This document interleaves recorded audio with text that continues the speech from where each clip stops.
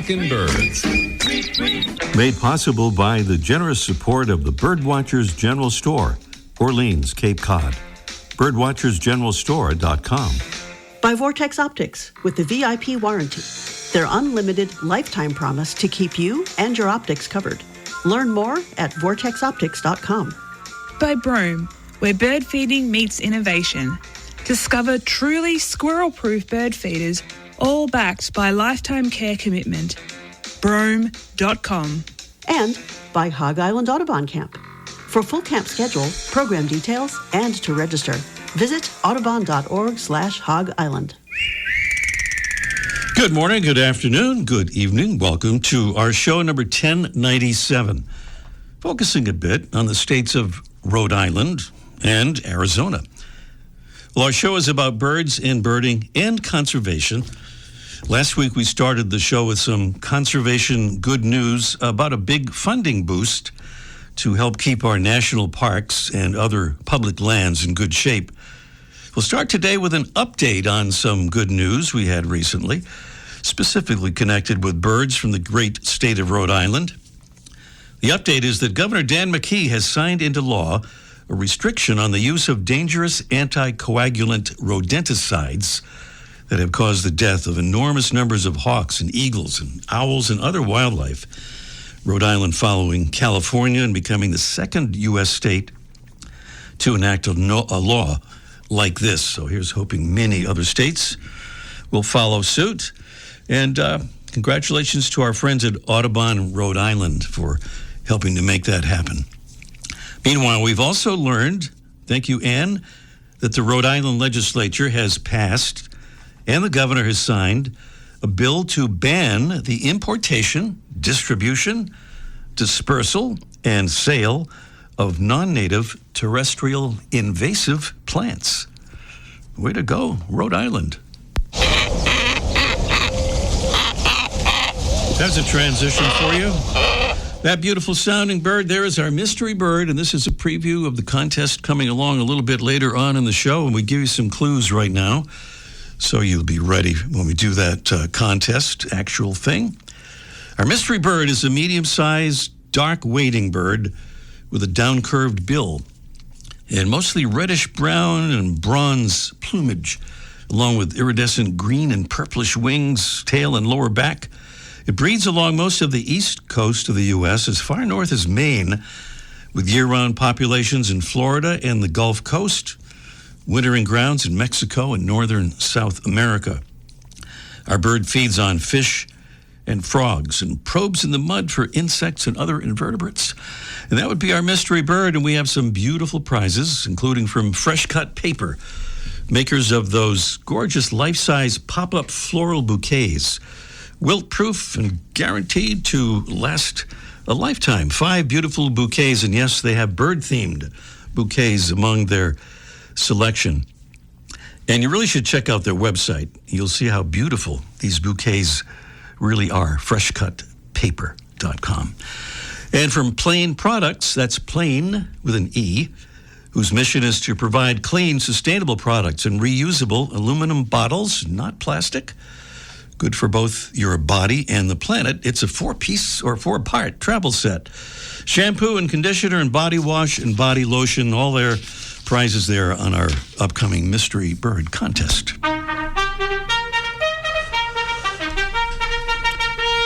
Here's a salute to another royal member of the Talkin' Birds listening audience. That means a Talkin' Birds ambassador, helping us get the word out about the show and about birds and conservation.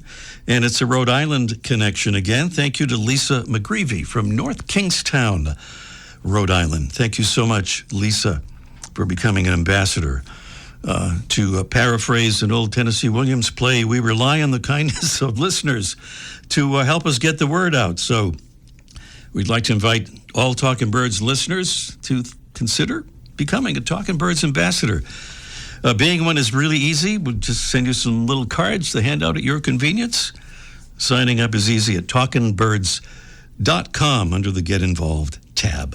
Still to come today, we'll talk with Tucson Bird Alliance's Luke Safford about one of North America's greatest birding festivals coming to southeast Arizona in about 6 weeks.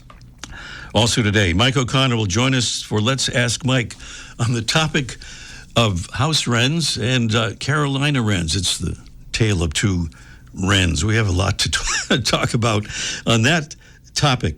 And up next, a popular Arizona breeding bird is today's featured feathered friend, presented by the Bigger and Better BWD magazine, with each large format issue packed with beautiful photographs, illustrations, and in-depth articles ranging from backyard birds to birding abroad. Experience birds up close with BWD at bwdmagazine.com.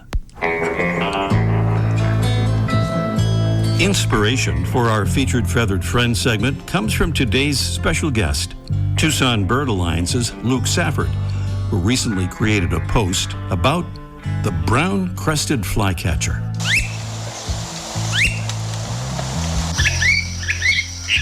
It's a large flycatcher with upper parts of brown, gray, olive, and rufous, a whitish throat, and a lemon-yellow belly.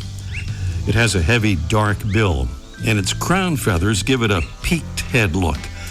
Its U.S. breeding range spans much of Arizona, as well as parts of New Mexico, South Texas, and scattered spots in Southern California. As good flycatchers do, brown-crested flycatchers capture insects in flight, mostly from the canopy of trees, often hovering briefly before snatching prey from vegetation or in midair. They've also been known occasionally to capture and eat small lizards and hummingbirds, along with fruits and seeds. For nesting, heavily in May and June, but also occurring through most of July, they often use abandoned holes of large woodpeckers, like gilded flicker, Gila woodpecker, and golden-fronted woodpecker, leading the brown-crested flycatcher's U.S. territory to coincide largely with the range of those nest providers. The brown-crested flycatcher is doing well. North American Breeding Bird Surveys, 1968 to 2015, showed its U.S. numbers growing about 3.5% per year. The bird's global breeding population is estimated at about 14 million, and the Partners in Flight Conservation Group rates the bird as a species of low conservation concern. By the way, brown-crested flycatchers will use backyard nest boxes, and the Cornell Lab of Ornithology's Nest Watch site has lots of information on how to provide one. It's Myarchus tyrannulus, today's featured feathered friend, the brown-crested flycatcher. Welcome again to our show, number 1096. Just had to check there. Well, Luke Safford is Director of Engagement for Tucson Bird Alliance and the man in charge of one of the great annual birding events in North America, the Southeast Arizona Birding Festival, happening this year from August 12th through August 16th. And Luke is here with us to give us a preview of this year's event. Good morning, Luke. Morning, Ray. How are you doing? Doing well. Thanks for being with us. It's early in the morning out there in Arizona. Yeah, but it is. Had some of those brown-crested flycatchers on Friday on a field trip out to Ramsey Canyon just outside of Tucson. So all right. Love hearing those. Yeah, you see one or two other species out there as well. Yes, sir. Which we'll hear a little bit about that. So, Luke, we have to start with this. We know Southeast Arizona can be a little bit on the warm side in the summer. Of course, every place else is these days as well. So I think the difference is getting smaller and smaller. But early August, a great time there for birds. Tell us more what makes it great, Luke, if you would, and why the timing is right for the festival. Yeah, that's always the question I get. Why August? Isn't it hot in Tucson in August? And yes, it is. Yes, it is. And we got to be always vigilant about taking care of ourselves when we're out there. Make sure to have our electrolytes and water and stay hydrated.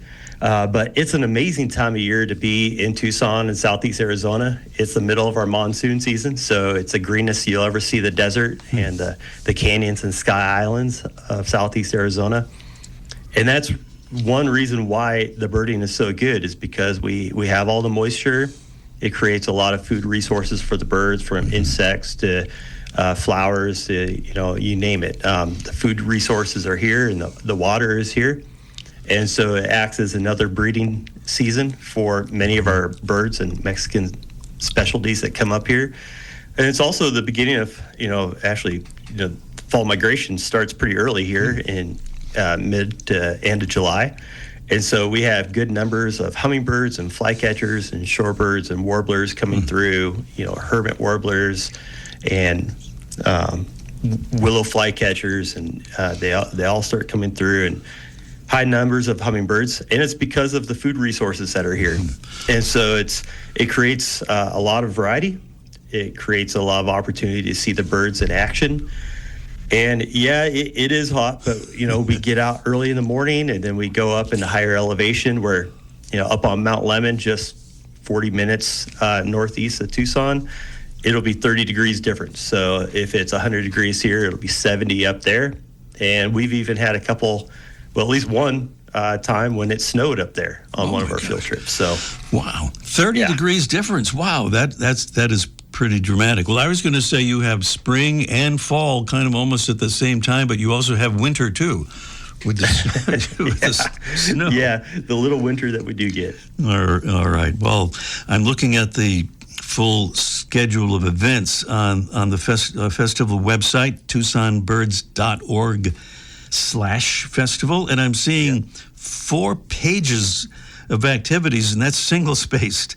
You've got van field trips, drive-yourself field trips, workshops, presentations, and, of course, some famous destinations on those trips in the Sky Islands, Sonoran Desert, uplands, and grasslands.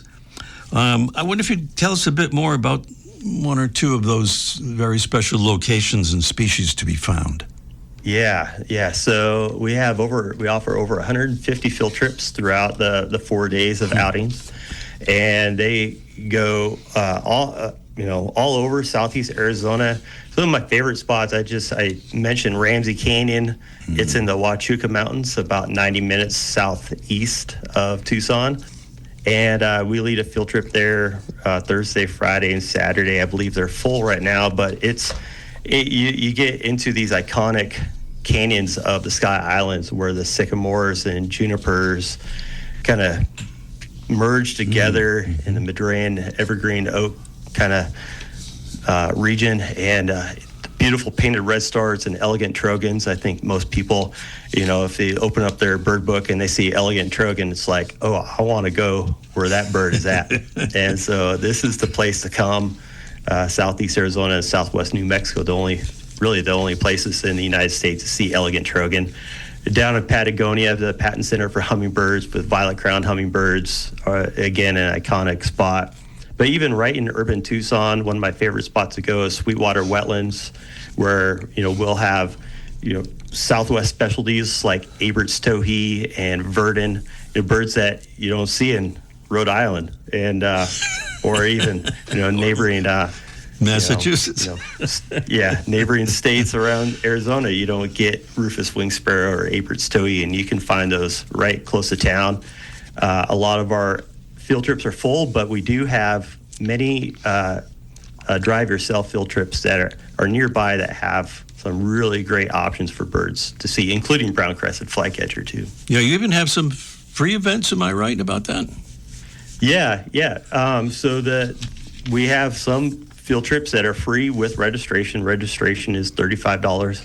But then we have opportunities that don't require registration, from Family Birding Day at nearby Reed Park on Saturday morning. Our Nature Expo is free and open to anyone who comes, and that's open Wednesday through Saturday. And we'll have over 50 vendors. We'll have Arizona Raptor Center and Arizona Game and Fish displaying raptors each day.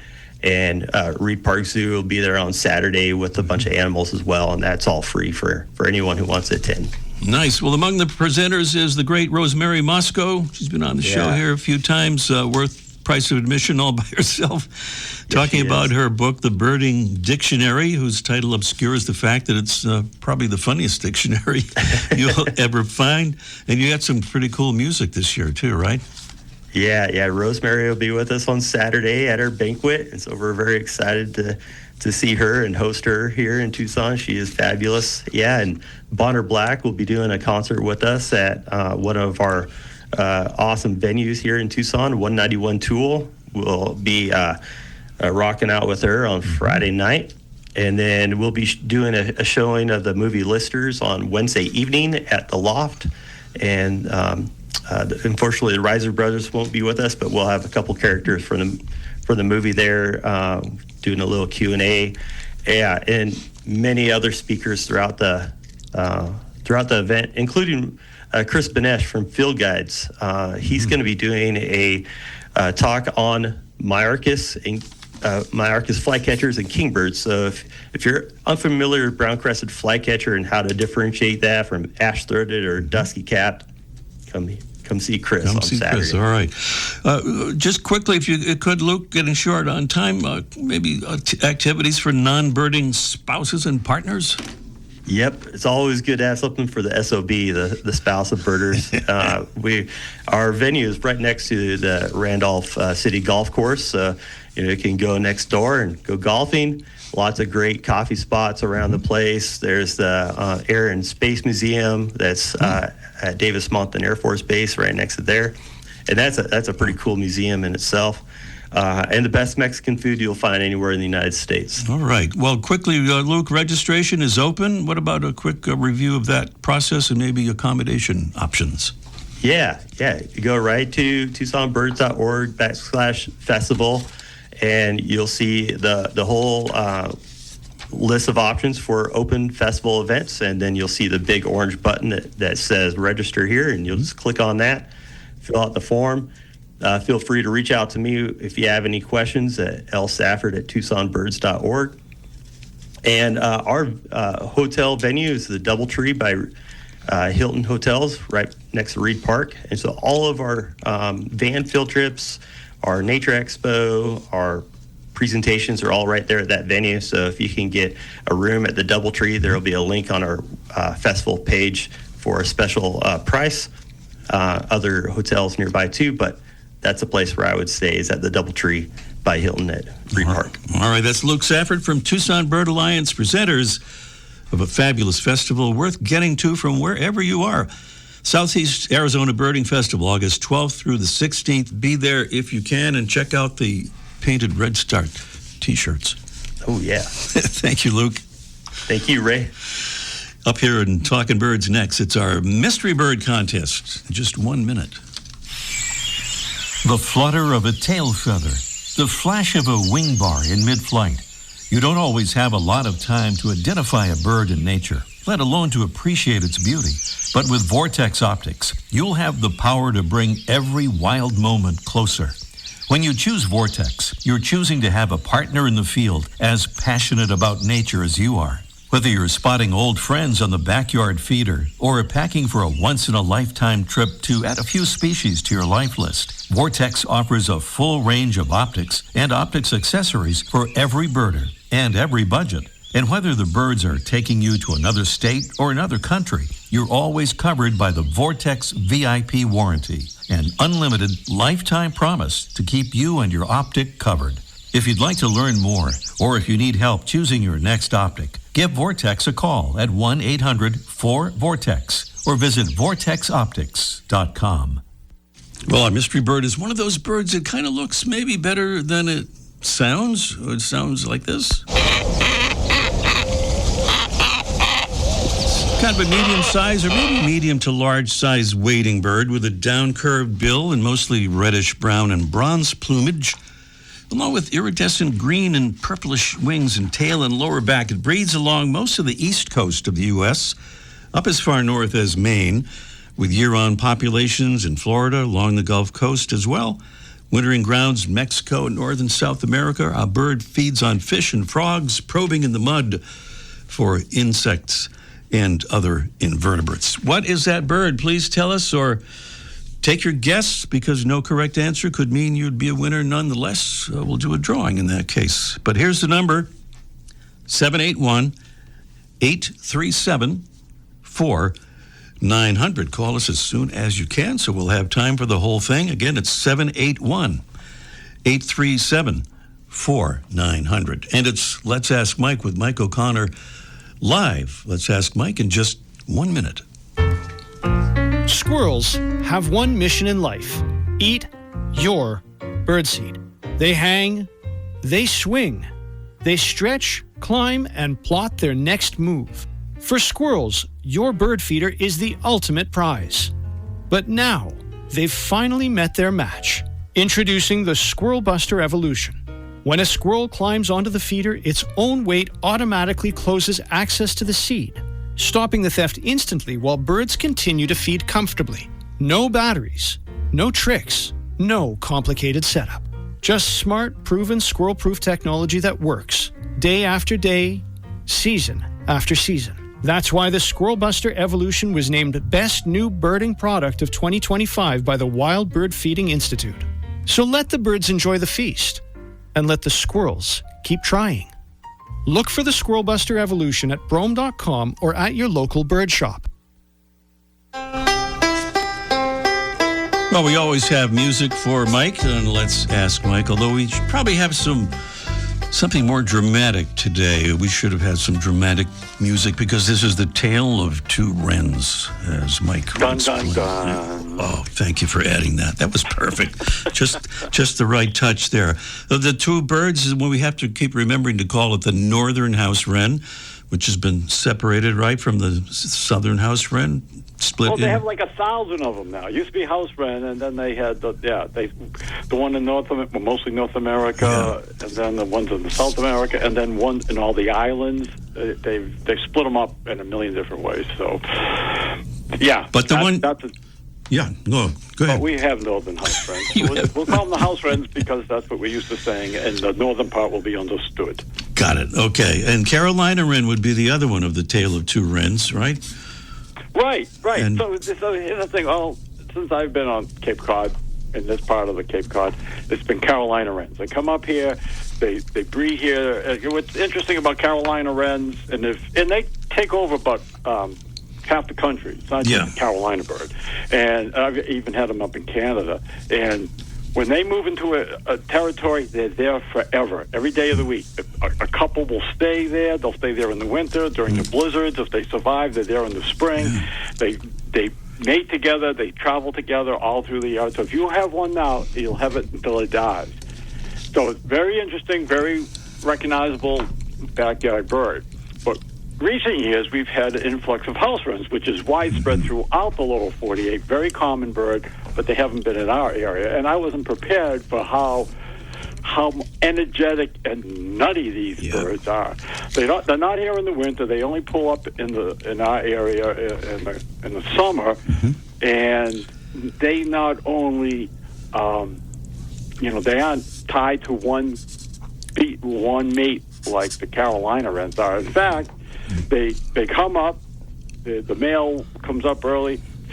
And they're cavity nesters, so they'll find cavities, but we'll say birdhouses in this case because they take over all the nest boxes, and they'll build a nest in this box, and then a nest in that box, and maybe another box, and then the females come up and they say, I like this box better. She'll finish the nest. She'll put some soft stuff in there. She'll lay some eggs. She'll sit on the eggs, and it sounds all kind of normal. But then sometimes these guys are so energetic, the male will take off and maybe set up another territory with another female.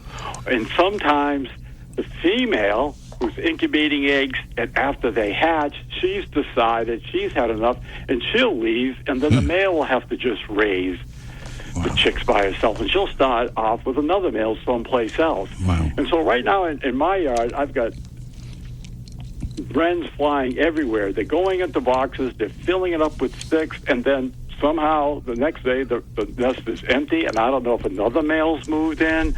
And there's constant competition, and there's constant chattering, and they're flying back and forth, and they're chasing each other, and I don't know if it's baby birds trying to get a meal out of the parents or it's other adults chasing each other. But it's all crazy going on in my yard right now.